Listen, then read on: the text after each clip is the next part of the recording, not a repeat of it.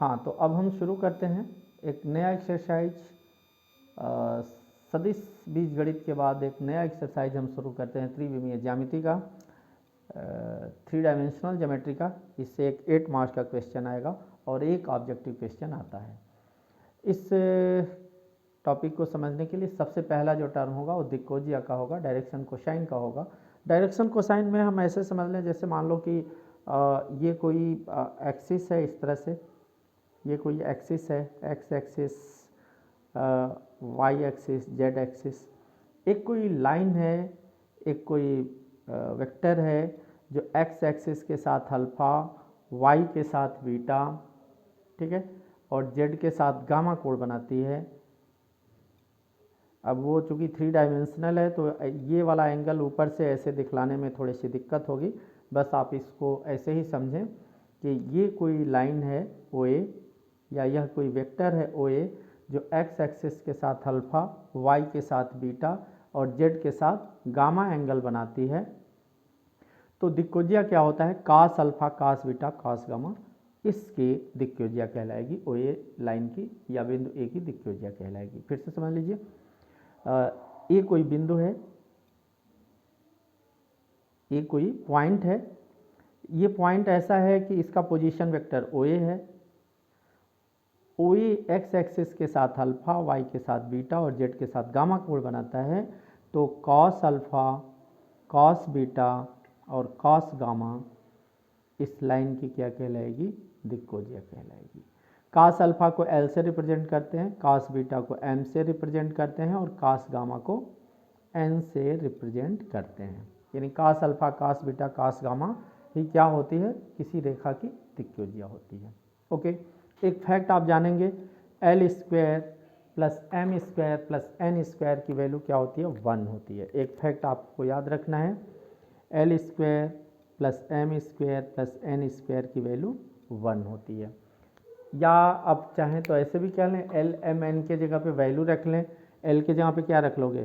Cos alpha, यानी कि cos square alpha plus cos square beta plus cos square gamma की value क्या होती है? 1 होती है।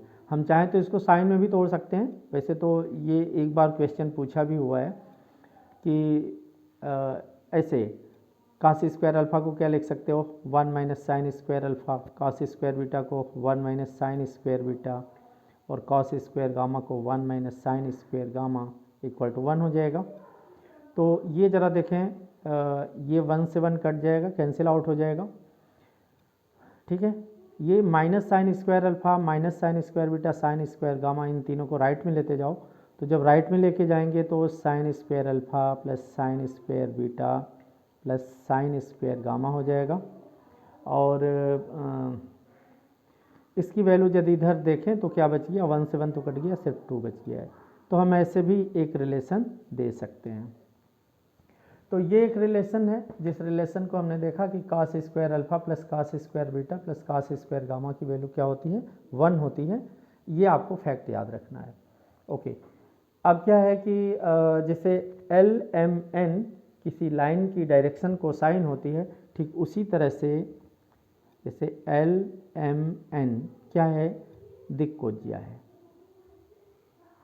अच्छा, दिक्कोजिया क्या है? अभी बताया गया कि एक्स एक्सिस, वाई एक्सिस और जेड एक्सिस के साथ जो कोण बनता है, एंगल बनता है, उसी का कोसाइन है, कॉस ले लेना है। जैसे वो लाइन ओ ए एक्स के साथ अल्फा एंगल बनाई तो कॉस अल्फा दिक्कोजिया हुई, और इसी कॉस अल्फा को हमने एल कहा है, ठीक है। ओके, इसी तरह से ये रिप्रेजेंटेशन है कि a b c, small a small b small c क्या होती है? दिक् अनुपात होती है, डायरेक्शन रेशियो होती है, दिक् अनुपात होती है, ठीक है। एक रिलेशन है, और रिलेशन ये है कि L by a m by b equal to n by c होता है, ठीक है। और ये जो है एक रिलेशन, मतलब डायरेक्शन कोसाइन और direction ratio, L by a m by b n by c होती है। और इसका वैल्यू यदि हम की मान लें तो यहाँ से L इक्वल टू क्या मिल जाएगा? L equal to a into k, m equal to क्या मिल जाएगा? B into k, n equal to क्या मिल जाएगा? C into k, right. और चूँकि अभी अभी मैंने एक फैक्ट पढ़ा, बताया कि l square plus M square plus N square का मान 1 होता है। तो ये वैल्यू रख दो, एल की जगह पे ए की तो ए स्क्वायर के स्क्वायर, फिर एम की जगह बी के तो बी स्क्वायर के स्क्वायर, एन स्क्वायर की जगह पे सी स्क्वायर के स्क्वायर इक्वल टू 1, के स्क्वायर कॉमन हो जाएगा तो फिर के स्क्वायर की वैल्यू क्या हो जाएगी 1 upon a square plus b square plus c square, यानी कि के की वैल्यू क्या हो जाएगी plus minus 1 upon under root a square plus b square plus c square. तो यहाँ से एल की वैल्यू क्या मिलेगी जैसे एल की वैल्यू क्या लिखा है ए के लिखा है, तो ए और के की जगह पर जब ये रखेंगे तो ये हो जाएगा a square plus b square plus c square, a हो गया और के की जगह 1 अपान दिस मच रखेंगे तो ये एल की वैल्यू हो गई। उसी तरह से एम की वैल्यू क्या हो जाएगी, बी के है तो बी और के की जगह जब ये रखेंगे तो plus minus under root a square plus b square plus c square. इसी तरह से एन की वैल्यू क्या हो जाएगी c upon under root a square plus b square plus c square हो जाएगी। ये एलिमेंट की वैल्यू है किसके रेफरेंस में, किसके पदों में, direction ratio a b c के पदों में है। ओके, अब जल्दी से हम देखते हैं क्वेश्चन, देखते हैं क्वेश्चन क्या है। जैसे मान लीजिए इससे 1 मार्क्स के क्वेश्चन आते हैं, इससे 1 मार्क्स के क्वेश्चन कई बार आए हैं तो इसको जल्दी से देख लेते हैं। जैसे दिया है एक्सरसाइज 11.1 में एक रेखा एक्स वाई जेड के साथ 90, 135 और 45 डिग्री का कोण बनाती है तो दिक्कत बताओ। जैसे क्या दे रखा है, पहले क्वेश्चन में क्या बोल रखा कि एक्स अक्ष के साथ 90 अंश का कोण बना रही है 90 डिग्री का, तो एक्स अक्ष के साथ जो डायरेक्शन कोसाइन होगा वो क्या लिखते हैं एल लिखते हैं, तो l equal to cos alpha होता है और अल्फा की वैल्यू 90 डिग्री है तो कॉस 90 और कॉस 90 की वैल्यू क्या हो जाएगी 0। उसी तरह से वाई एक्सिस के साथ 135 है तो वाई एक्सिस के साथ जो डायरेक्शन कोसाइन बनती है m equal to cos beta होती है और बीटा की जगह पे कितना दे दिया 135, कॉस 135 कितना होगा कॉस 90 प्लस 45 यानी कि माइनस साइन 45 यानी कि -1/√2। ओके, इसी तरह से जेड एक्सिस के साथ 45 बना रही है तो एन की वैल्यू क्या हो जाएगी 45 डिग्री है जेड के साथ तो N equal to cos gamma, cos और गामा की जगह पर कितना है 45 डिग्री और इसकी वैल्यू क्या हो गई 1/√2 हो गई। तो दिक् कोजिया क्या हो गई, दिक् कोसाइन क्या हो गई, जो दिक् कोसाइन हो गया, वैसे इसमें दिक् कोजिया है लेकिन हिंदी में ही उसने कोसाइन लिख दिया है। दिक् कोसाइन क्या हो गया, दिक् कोसाइन यदि आप देखेंगे तो दिक् कोसाइन हो गया एलएमएन होता है, एल की वैल्यू 0 हो गई, एम की वैल्यू -1/√2 हो गई और एन की वैल्यू 1/√2 हो गई, राइट। हाँ, ये दूसरा क्वेश्चन जरा देखिए, ये काफ़ी इम्पॉर्टेंट है। दूसरा क्वेश्चन आपको ध्यान से देखना है, ये आने का चांस भी है। एक रेखा की दो कोजिया ज्ञात कीजिए जो निर्देशाक्षों से समान कोण बनाती है, यानी कि ये जो रेखा है, जैसे अभी देखा आपने कि ये जो रेखा है ओ ए, एक्स के साथ अल्फा, वाई के साथ बीटा और जेड के साथ गामा कोण बनाई है, उसमें क्या दिया है कि तीनों अक्षों के साथ बराबर कोण बनाती है, यानी कि alpha equal to beta equal to gamma, तीनों अक्षों के साथ बराबर कोण है, तीनों अक्षों के साथ बराबर कोण बनाती है। इसका मतलब क्या हुआ, अर्थात alpha equal to beta equal to gamma. अब क्या है, क्योंकि आपको पता है L square plus M square plus N square equal to 1, यानी कि आपने लिखा है क्योंकि cos square alpha plus cos square beta plus cos square gamma equal to 1। अब चूंकि अल्फा बीटा गामा तीनों सेम है तो हम क्या लिख सकते हैं, cos square alpha plus cos square alpha plus cos square alpha equal to 1। इसको ऐड करोगे 3 cos square alpha equal to 1, तो cos square alpha equal to कितना मिल गया 1/3, तो कॉस अल्फा इक्वल टू क्या मिल गया +-1/√3। यही तो दिक्कोजिया हो गई। तो अब उसकी दिक्कोजिया क्या होगी, दिक्कोसाइन क्या होगी, रेखा की दिक्कोजिया जो हो जाएगी, इसलिए रेखा की दिक्कोजिया या दिक्कोसाइन क्या होगी, डायरेक्शन कोसाइन क्या होगा, तो +-1/√3 +-1/√3 +-1/√3, ये हो जाएगी डायरेक्शन कोसाइन। अच्छा, एक क्वेश्चन और देखते हैं इस पे दिक् कोसाइन पे, एक क्वेश्चन और देखते हैं। ये क्वेश्चन कैसे होगा वो जरा देख लीजिए। यही 3 क्वेश्चन ज़्यादा इंपॉर्टेंट है। क्या दिया हुआ है, दिक् अनुपात दिया हुआ है, एक रेखा का दिक् अनुपात। इस क्वेश्चन में रेखा का दिक् अनुपात दिया हुआ है।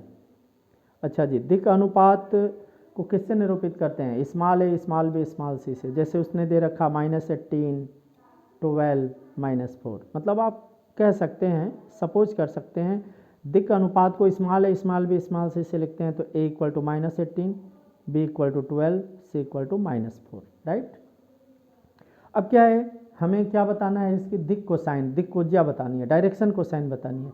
तो डायरेक्शन कोसाइन, यदि हमें डायरेक्शन रेशियो दिया है, दिक् अनुपात दिया हुआ है, तो डायरेक्शन कोसाइन L = क्या लिखा, a upon √a² + b² + c²।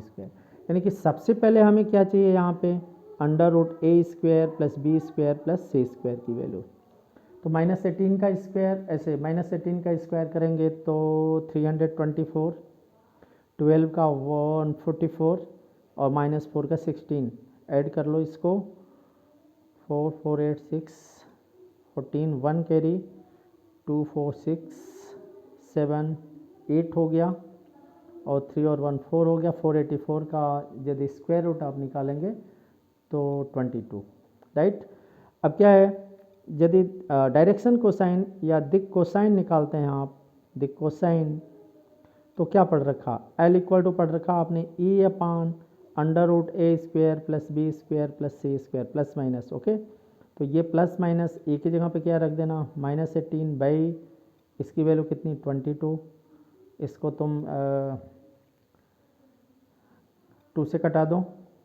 अच्छा जी, माइनस है प्लस माइनस है, यानी कि माइनस ऊपर हो गया, 2 से कटा दिया, 9/11 हो गया।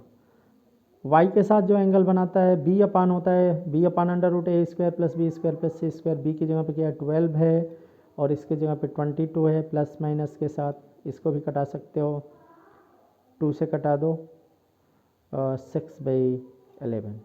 इसी तरह से n = क्या लिख दोगे, -4, अब प्लस माइनस ये भी है ना, तो -4/22, इसको हम लिख सकते हैं, ये n की वैल्यू क्या हो गई, -+2/11।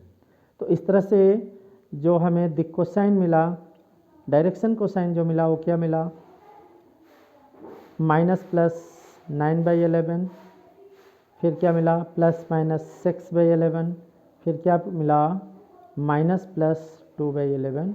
ये हमें क्या मिल गया, दिक् कोज्या मिल गया इस क्वेश्चन। अब इसका एक पिक ले लो, एक स्क्रीनशॉट ले लो कहीं नोट करने के लिए, ओके।